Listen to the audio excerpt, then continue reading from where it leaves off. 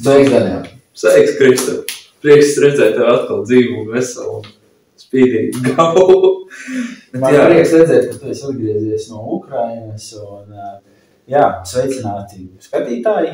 Mēs tiekamies mūsu trešajā pārraidē.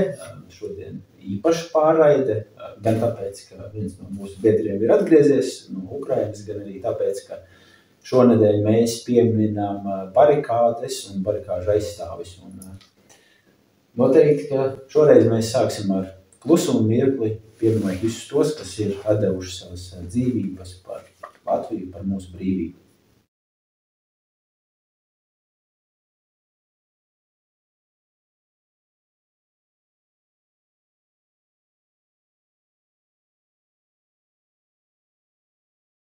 Paldies! Turpināsim raidījumu. Jā, turpinām raidījumu, lai es atkārtoju Kristapa vārdus. Bet ko es gribu teikt, mazliet ieskicējot savu izdzītu Ukrainā. Sakritība, nesakritība, bet paldies, ka Kariņa tur nebija. Kariņš tur bija, bet citā veidā, bet tur bija mieriņā braukus ar tā pirmā vizīti Ukrainā tieši tajā laikā, kad es biju. Labvakar, kā es redzu, atrodos Kīvā, Ukrainā. Mazas aktualitātes no Ukrainas. Varbūt sociālos tīklos mani kolēģi vai arī skatītāji, klausītāji, kas klausās Spotify vai skatās YouTube, redzējuši, ka Ukrainā ieradās Saeimas priekšsēdētāja Daiga Mieriņa. Šajā vizītes laikā viņa tikās ar augstākās rādes priekšsēdētāju Ruslanu Stefančuku. Man ir viens jautājums, vai Mieriņas kundze arī pateica Stefančuku kungam, kāds ar Latviju tranzītā tiek vest Ukrainā zakti graudi. Man tā liekas, ka nē, bet viss varbūt. Arī varbūt jūs atceraties no iepriekšējā raidījuma, mans kolēģis Kristaps minēja, ka Latvijā tiek ievestas diezgan daudz preces no NVS valstīm, kā Kirgistāna, Kazahstāna un pārējām. Nesen arī parādījās ziņa, ka preces no Krievijas tiek ievestas Kazahstānā, pārlīmēts uzlīmes kā Made in Kazahstāns un tiek ievestas Eiropā. Atgriežamies pie Mieriņas kundzes vizītes Ukrainā. Viņa apmeklēja arī Černīgavas apgabalu, kur tikās gan ar iedzīvotājiem, gan apmeklēja dažas vietas, kā piemēram bērnu dārzu, kur okupanti sabombardējuši, kā arī mājas, kas tiek atjaunotas ar Latvijas Republikas valsts budžeta līdzekļiem. Šajā vizītes laikā Černīgavas apgabalā viņa tikās arī ar Ukrainā populāru sunu patronu. Suns, kā zinādams, ka viņa priekšā stāv kaut kas ne labs, sāka riet, kā jau parasti.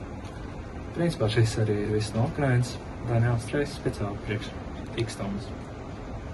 Jā, bet, lai kā ir labi, ka tomēr mēs, mūsu amatpersonas, lai kādas, un lai ko iekšēnē šeit Latvijā nostrādātu, bet turpina atbalstīt Ukrainu, turpina doties uz Ukrainu.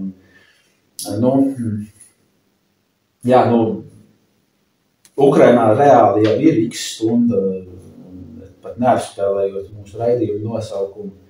Ir šis atbalsts Ukrainai svarīgs un, principā, Ukraiņi šobrīd dara visu to, lai Latvijā neatkārtotos tā X stunda, kas bija barikādēs un varbūt pat vēl daudz smagāk.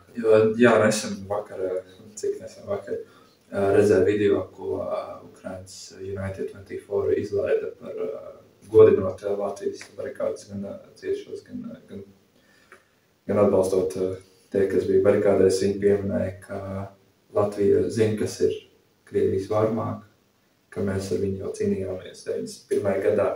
Bet ko es gribu pieminēt, gan šajā situācijā, kaut Ukrainā arī notiek karš, bet tur tiek tīrīts gan ielas, gan viss bruģis, atšķirībā no tas, kas notiek Latvijā, kad es saprotu, es biju šokā. Mums ir it kā mierīgi laiki, nekāda, nekas, tikai Kariņš un Mieriņš savā starpā. Bet ielas ir šausmīgā stāvokļa, viss dublēts, viss kaut kādā putrā, melnā, baltā, neesmu rakstīts, bet atvainojos, citu vairs nevaru. Runājot par ielām, protams, ir tas, ka mēs ļoti labi to zinām un arī mūsu skatītāji to zina, un tie, kas nezina, tiem būtu jāzina, ka varbūt gluži nav tā, ka Kariņš vai Mieriņa vai vēl kāds cits kungs vai dāma būtu atbildīgi par to, kāda izskatās Rīga, bet vienlaikus šī atbildība arī tomēr būtu tādā ziņā, ka priekš tā mums ir attiecīgā ministrija, kas risina jautājumus par pašvaldībām un idejiski būtu tā, ka ja ir kaut kāda sāpe, ar ko pašvaldības pašas īsti netiek galā, tad vides un reģionālās attīstības ministrija... Vai kā viņi nosauc, daram tagad, nevis varam. Nē, tāpēc, ka viņi saprata, ka nevaram. Tāpēc daram. Jā, jo varam jau izsenis pierādīja, ka viņi nevaram, jo viņi nevarēja nekad neko, ne viņi tika galā ar savulaik ar Lembergu, ne viņi spēja tikt galā ar Partaševičiem, Elksniņiem un vēl sazinu ko. Bet idejas būtu tā, ka šeit ministrijai būtu jābūt tai, kas pašvaldībai pieklauvē pie durīm un saka, ka klau, puiši īsti netiekat galā, nu tad vajadzētu rīkoties tā un tā. Bet Ukrainā, jā, pastāstīt. Jā, par Ukrainu mazliet. Es vizītē biju Kijevā, lai cik tas kā skaisti neklausās vizītē. Es biju vairākos, kas saka, rajonos, kur gan cieta mājas, gan arī civiliedzīvotāji. Starp citu, es runāju arī par mūsu raidījumu. Mums raidījums arī izgājis Spotify platformā, ko es gan jau atsaucu plus links plus apakšā zem video. Bet runājot par to raidījumu, es kad apgulos, skatos uz griestiem, klausos raidījumu, aizmirsu, ka tur mums ir ļoti skaists tā kā skaņas cēliņš par trauksmu, un es domāju, nevar būt kaut kā trešā trauksmu dienas laikā Kijevā, bet runājot par tām trauksmu cilvēki nekādīgi nereaģē vairs. Ir cilvēki, kas dodās patvērtnē, bet lielākā daļa nē. Nu, cilvēki vai pieraduši, kas ir slikti pierast pie kara, bet tāda ir mūsu realitāte. Kāds domā, vai varētu būt tā, ka cilvēki paļaujās uz pretgaisa aizsardzības sistēmām, kuras rietumi piegādājuši, vai vienkārši tā psiholoģija ir tāda, ka man 2 gadus nekas nav noticis, vienam, ka šodien arī ne. Es domāju, ka šīs divas situācijas saplūst kopā, jo es pats dzīvoju pašā centrā, Maidāna laukumā, kilometru attālumā prezidenta administrācija, un cilvēki varbūt pašā centrā tiešām ir tā drosmas sajūta, ka šeit jau netrāpīs kaut kas, šeit kā ir aizsardzības spēki. Pēc idejas jā, tur kopš kara sākuma baigi nekas centrā nebija ilgi iestāds. Izņemot pašu Bairaktaru, kad kļuva zaudēja piekļuvi. Bet runājot, jā, cilvēki jau samierinājušies, diemžēl, bet cilvēki arī sagaida gan palīdzību, gan citu atbalstu no mums un no citām valstīm. Varbūt tur ārpus kaut kādiem oficiālajiem masu mēdījiem, kāds tev radās iespējas, kāds cilvēku noskaņojums, kā viņi skatās uz nākotni, kā viņi skatās uz to, kā varētu attīstīties situācija tālāk? Pozitīvi, jo katru cilvēku, ko es sagaidīju vai satiku savas vizītes laikā, viņi bija diezgan optimistiski. Viņi saka, ka mēs viņus iznīcināsim, runājot par Krievu okupāciju. Mēs viņam neatstāsim savu zemi nekādā gadījumā paši, pat jau mēs paši mirsim. Kā Ukraiņi ir gatavi dzīvot un cīnīties par savu valsti, nekādā momentā viņi nedomā padoties. Tās ir labas ziņas droši vien ne tikai priekš Ukraiņiem, bet priekš mums. Un te ir jāsaprot, ka jā, diemžēl karš maksā cilvēku dzīvības, bet kāpēc ir svarīgi nepadoties, neapstāties, jo tā ir cīņa, kurā, ja tu apstājies, tu zaudēsi un mirsi jebkurā gadījumā, bet ja tu neapstājies, tad tev vēl ir kaut kādas izredzes izdzīvos, pat ja niecīgas. Bet, jā, Daniels un mēs, visi mūsu draugi, redaktori, kas mūs aizkadrā. Jā, mēs esam visi ar Ukrainu. Ukraina, kā es minēju, dara visu, lai mums nepienāktu x stunda, bet ne visi ir ar Ukrainu. Mums tik un tā notiek lietas, kuras notiek un par kurām mums ir jārunā, kuras ir jātur uzmanības fokusā un kaut vai tāpēc pieminot mūsu brīvības cīnītājus, mūsu barikāžu dalībniekus un arī bojā gājušos, šie cilvēki neatdeva savas dzīvības tāpat vienu un aiz cieņas kaut vai pret viņiem. Tas, ko mēs varam izdarīt, tas ir tāds minimums salīdzināt ar dzīvības cenu. Ja pazaudēt visu šo, tas būs ļoti stulbi. Mūsu valdība prot visu kaut ko pazaudēt. Tieši tā. Kaunu, godu, sirdsapziņu. Maskavas nav. Patreiz, pārdos, kur naudā aizies. Jā, Naudā aizies ne tur, kur vajag. Varbūt ieguldīs vilcienos atkal. Runājot par vilcieniem, Kristof. Turpinājām Vivi sāga. Lūdzu. Jē, Vivi! Brīnišķīgs, starp citu, jā. Tad pārējot pie ikdienas lietām, nemazāk svarīgām. Vivi! Jā, trešais raidījums pēc kārtas. Bez viņu mēs neizsmeļama tēma. Vakar ienāca prātā pavizināties ar vilcienu. Tāda doma, aiziesim līdz stacijai, varbūt brauks jaunais Vivi, ar kuras pagaidām vēl neesmu braucis. Pēc vakardienas izlēmu, ka laikam pat neiešu uz dzelzceļa staciju, ka es turpmāk laikam kāpšu tikai lietuviešu vilcienos un kādreiz var būt tiks uzbūvēts Rail Baltics, tad es tajā iekāpšu noteikti. Kāpēc? To nebijos. Kāpēc? Vakar iekāpju. Nevīdīsies parastajā. Es tagad iedomājos, kad būs Rail Baltica, kā visi Krievi priecāsies, kad būs uzraksts uz Berlīni. Kaut viņi varbūt arī nesapratīs, kas tur ir rakstīts. Labi, atvainojies par Vivi. Jā, tātad vakardien, kā Vivi ietekmē parasti mirstīgā cilvēka dzīvi, kurš neiekāpja Vivi, bet iekāpja tajā vecajā aparātā. Kurš strādā. Jā, kurš ir kā 60 gadus jau ripo. Ko tu domājies? Vakardien mēs iekāpjam tajā vilcienā. Viņš attiet no Rīgas centrālās stacijas un uz dzelzceļa tiltu vienkārši stop. Vai viņš neir? Un kāpēc? Jā, kāpēc? Bloku sistēma nostrādāja. Jā, bija atkal droši vien bloku sistēma nostrādājas un vecie vilcieniem tādas nav. Kāpēc viņi vēl turpinās staigāt? Izņemot tos gadījumus kā vakardien, kad Vivi bija izdomājis izbeigties kaut kur uzreizreiz dzelzceļa tiltā un neaizbraucot līdz Torņakalnam, viņš tur bija mierā. Un 40 minūtes mēs itin jauki pavadījām vilcienā, visi tur... Jūs tur staigāja cilvēks, kas pār to peldušas saldēļu, ne? Nebija, un nebija arī tie, kas cigaretes spirtu tirgoja. Tas vismaz ir uzlabojies mūsu valstī. Šos te elementus īsti kā pēdējā laikā vairs neredz. Diemžēl par laiku, kā saka, zin, kā 40 minūtes stāvēt uz dzelzceļa stācijas bez belešanām. Ir kā ir, jā. Jā, bet turpinam par vēl svarīgākiem tematiem nekā.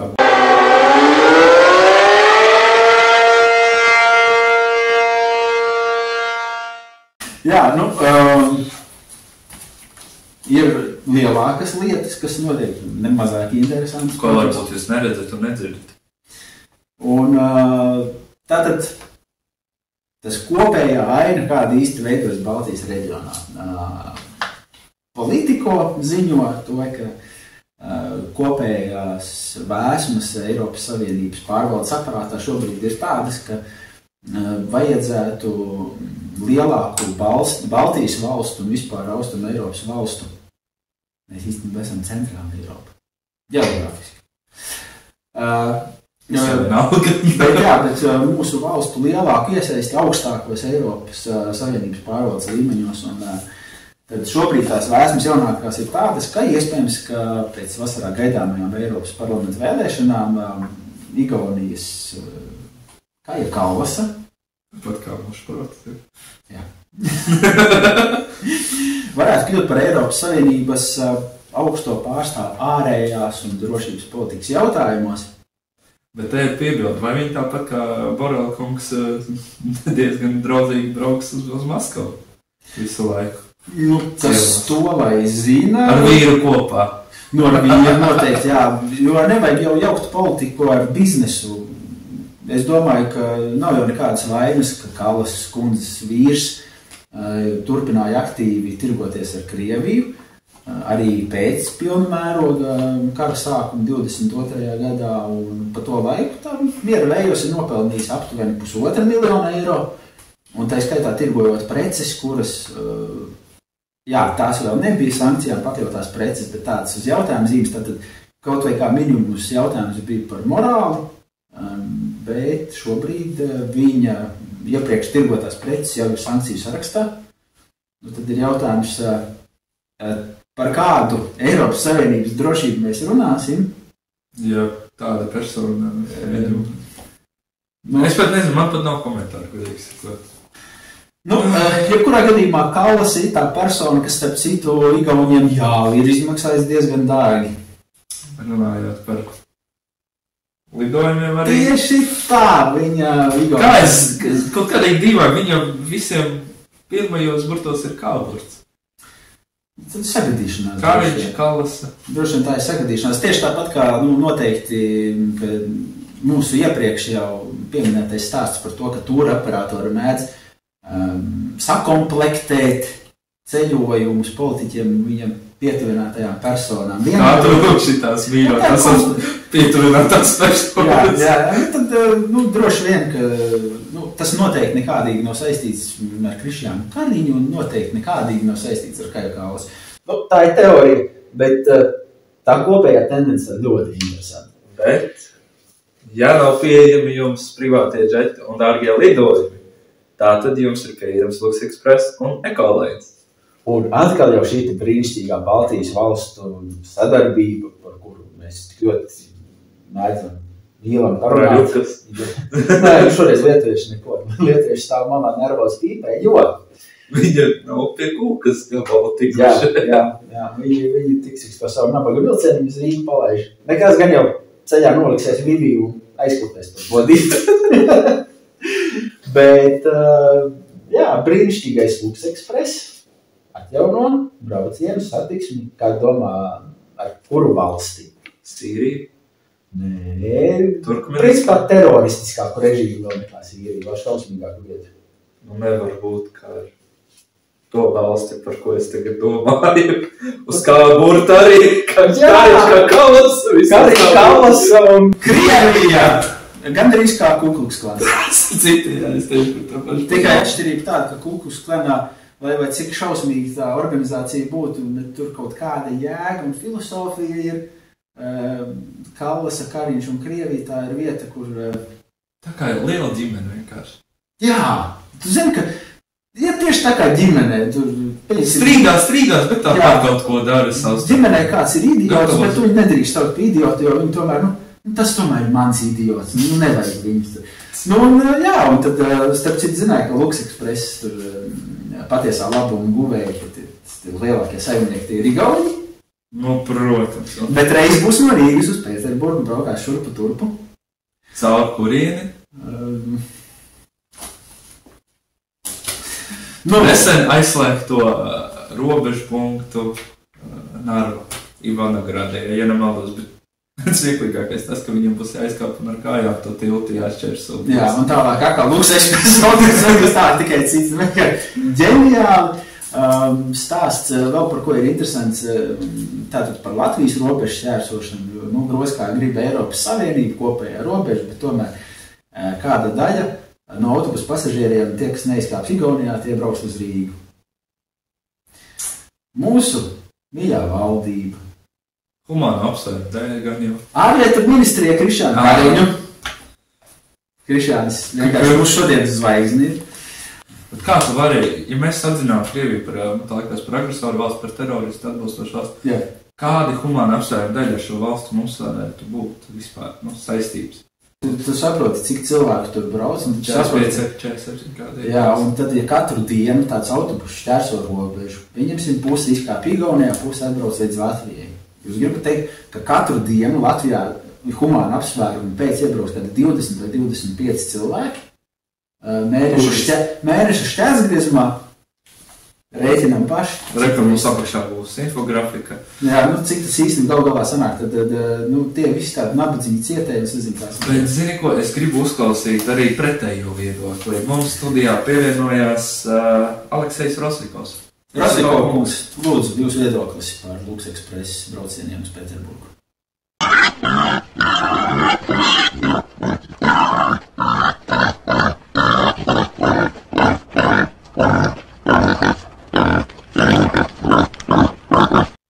Paldies. Saprat, ko tu? Es īsti nesaprotu. Es neesmu speciālists, varbūt tas viņa dialekts vai kas, vai skaņas traucējumi. Bet, es ceru, ka jūs viņu sapratāt. Jā. Atgriežamies pie Baltijas valstīm. Kas mums ir ar ārēju robežu? Jā, ārējā robeža beidzot ir pienākušas kaut kādas ziņas par ārējo robežu, kurām varētu būt potenciāls būt pozitīvām ziņām. Proti Baltijas valstu aizsardzības ministri ir parakstījuši vienošanos par to, ka tiks izbūvēta kopīga aizsardzības līnija. Proti Igaunijai, Latvijai un Lietuvai tiks izbūvēta kopīga aizsardzības līnija uz robežas ar Krieviju un Baltkrieviju. Ja šo te dokumentu parakstītu iekšlietu ministrija, un tur būtu kaut kādā veidā iesaistīts robežsardze un tā tālāk, un droši vien būtu krietni daudz dažādu indīgu komentāru, bet tā kā šajā gadījumā ir iesaistīta aizsardzības ministrija un nacionālajie bruņotie spēki, tad es paļaujos, ka tur cilvēki ir adekvāti. Cerēsim. Un ka šim te projektam ir iespēja kaut kādu piepildīties pozitīvā plāksnē, pie tam neatpaliekot no pārējām Baltijas valstīm. Kam es ticu, tad mūsu bruņotiem spēkiem es atļaujos ticēt un cerēt uz viņiem. Bet kas ar interviju? Jā, vienīgais par interviju, tu domā, tagadējā aizsardzības ministra interviju. Jā, Baltkoma radio, un tā likās, ja nemaldos 14. gadā, kad sākās karš Ukrainā. Ko viņš tur, kam piekrita? Jā, bija tāda situācija, ka tagadējais aizsardzības ministrs Sprūds. Viņam kaut kas bija... Nejausapter maksātnespējas administratoru. Iespējams, ka šim Sprūdam vienkārši bija kaut kas nosprūdis domāšanā tajā brīdī, bet... Jā, viņš radio Baltkoma tajā brīdī bija sacījis, ka Krievija, tas ir liktenis, vai precīzāk, liktenis. Savukārt Ukraina tas ir tikai projekts tāds. Man liels ticības īsti nav ministram, kurš nāk no kas tur tā marksistu partija vai kas. Tur marksa cienītā ir kaut kāda. Bet turpinot par mūsu pašiem mūsu vietējiem satversmes meklētājiem. Savā tā sanāk, bet zināmā mērā savijas kopā ar stāstu par aizsardzības ministru Andris Sprūdu, kurš tajā pašā iepriekš pieminētajā intervijā Baltkomā bija izteicies, ka tagadējā Latvijas republika, tas otrā republika. Viņš pēc tam, protams, kandidējot uz aizsardzības ministra amatu, pauda, ka viņš atbalstot Latvijas republikas tiesiskās nepārtrauktība principu, bet sazina, kāpēc vienlaikus viņam galvā eksistē kaut kāda otrā republika. Un iespējams tāpēc Rinkēvičam, piedaloties barikāžu piemiņas pasākumos, uzradās satversmes meklētāji, kas ir video, lūdzu. Kur atrodas satversmes oriģināls? Jā. Oriģināls atrodas visu mūsu sirdī, paldies. Kur mēs varam tauta redzēt satversmes oriģinālu? Un arī video no jaungada uzrunas, kur katram ir sava Latvija. Varbūt Sprūda kungam ir sava Latvija. Varbūt, jā. Viņam ļoti iespējams, ka ir. Un tad stāstā iesaistās satversmes meklētāji, kuri no prezidenta Rinkēviča kunga gaida satversmes oriģinālu. Tātad, Rinkēviča kungs, ja jūs redzat mūs, mēs arī ļoti labprāt gribētu redzēt satversmes oriģinālu. Pretējā gadījumā arī mēs būsim spiesti iesaistīties meklējumos. Es apšaubu šo teikto. Es ļoti ceru, ka tas neaizies līdz tik tālu. Bet mēs arī jūs uzlūdzam uz mūsu raidījumu. Droši varat atnākt, apspriest ar mums aktualitātes. Jā, varat rakstīt savus jautājumus vai komentārus uz apakšā redzamo tālruni numuru WhatsApp. Ja nav ko sacīt, tad droši skatieties mūs, klausieties mūs. Visu labu!